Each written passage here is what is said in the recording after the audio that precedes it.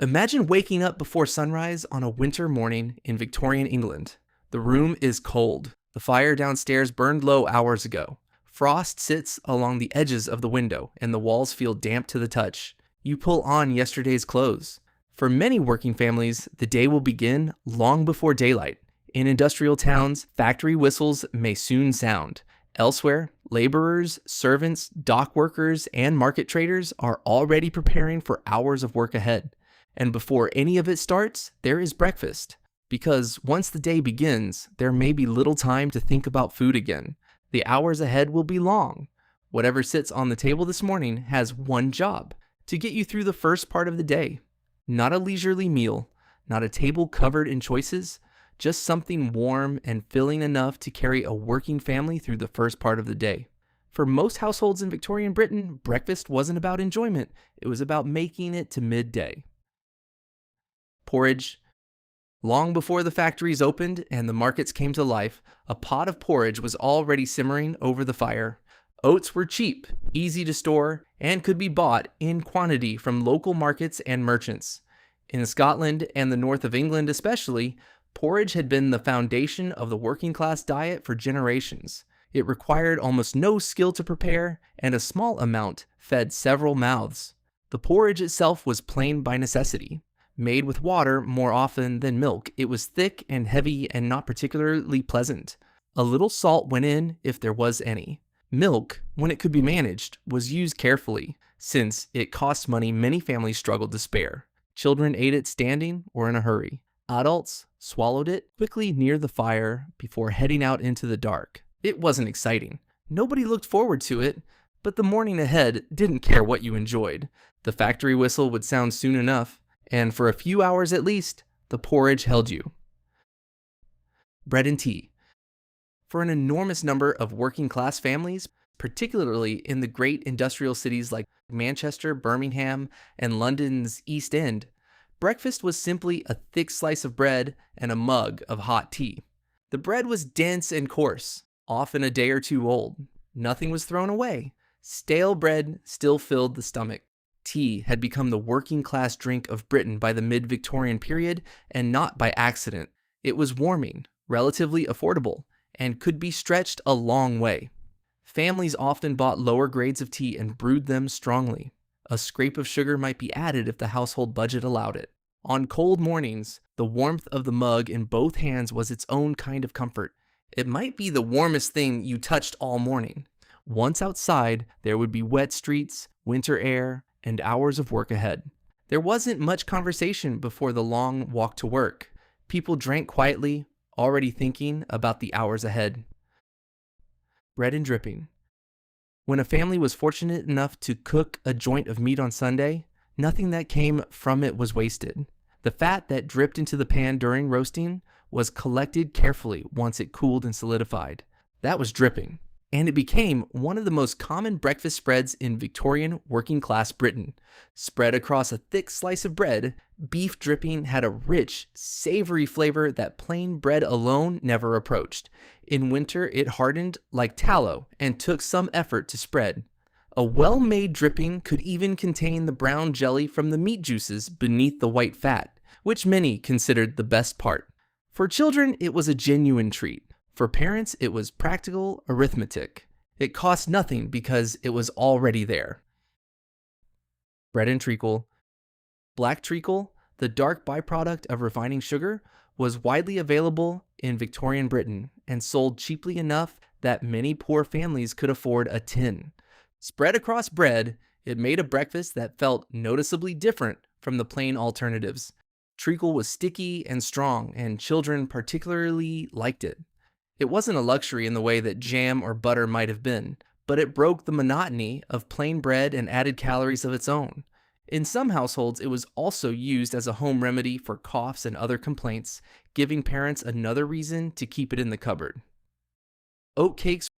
In Staffordshire, Derbyshire, and parts of the industrial Midlands, oat cakes were as common at breakfast as bread was elsewhere. These were not the hard, cracker-like Scottish variety, but soft, fermented flatbreads cooked on a griddle. They were sold door to door by oatcake sellers carrying baskets through the streets in the early morning, a tradition that survived well into the 20th century. A stack made early in the week could provide several days of breakfasts. That mattered in households where every minute counted. Fires needed tending, children needed waking. Work was always waiting. They might be eaten cold, warmed over the fire, or folded around scraps of bacon or cheese when the family could afford them. In the potteries towns, oatcakes were practically a cultural institution. Cold potatoes. Victorian working class families rarely discarded leftover food of any kind. Potatoes left over from the previous night's supper often reappeared at breakfast the next morning, eaten cold or sliced and fried in a pan. Whether they were fried depended partly on fuel costs.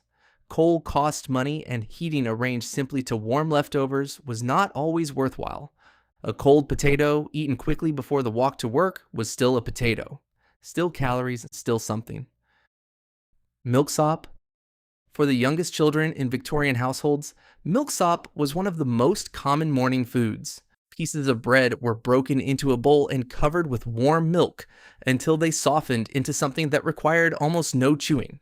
Simple, gentle, and quick to prepare, it was the kind of thing a mother could put together while simultaneously managing a fire, dressing younger children, and getting older children ready for work or school. It kept young children quiet and fed. In crowded homes, that was no small thing. Mornings were busy, noisy, and rushed. Every small convenience mattered. That was enough. Bacon scraps. Most working class families could not afford bacon regularly, but small trimmings and scraps sometimes appeared on the breakfast table, bought cheaply from the butcher or saved from an earlier meal. Even a small amount of bacon frying in a pan changed the character of the morning entirely. The smell traveled through the house and out into the street. For families who rarely ate meat, even a few thin rashers felt like an occasion. It meant things had gone reasonably well that week, or at least well enough so for this. Herring and bread.